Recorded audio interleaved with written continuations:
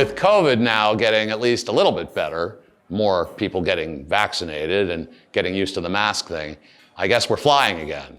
But to be honest, I've become a little scared of flying. It's because recently I was sitting on a plane waiting to take off, and the pilot came on the loudspeaker and said they were having maintenance issues.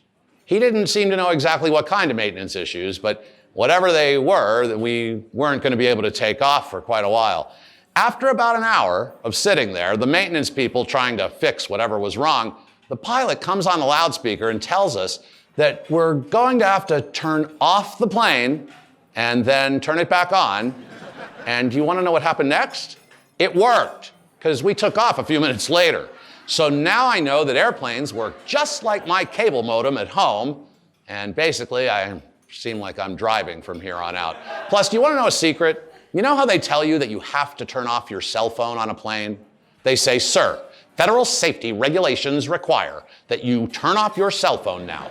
Later, you can turn it on, but only in airplane mode, which means it won't really work, but you can play Candy Crush if that's what you want to do. Yeah, right? Well, I never do it.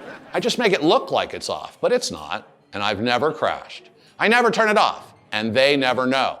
I think it's all a bunch of crap. It has nothing to do with safety. They just don't want people talking on their phones. And have you noticed that airlines are nickeling and diming for everything these days? Like, the flight costs $229, that's what it says when you book it. But that doesn't include a whole seat, and it assumes you won't be bringing luggage.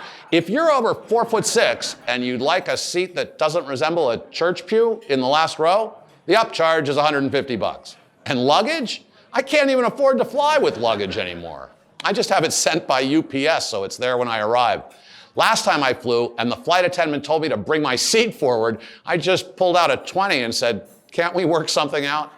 The good news is that I did just get my TSA pre-check thing, so now I can feel superior to all those unchecked people standing in line and taking off their shoes and belts. I look at them like they must be people that have never flown before. And by the way, who flies out of gate 1? I never do. Never. My gate? 1145B. You take the green tram to gate 978 and then walk 1.5 miles to 1145A, then turn right, go down the stairs. Oy. And if I fly, I have to wear a mask on top of everything else? Screw it, I'm driving.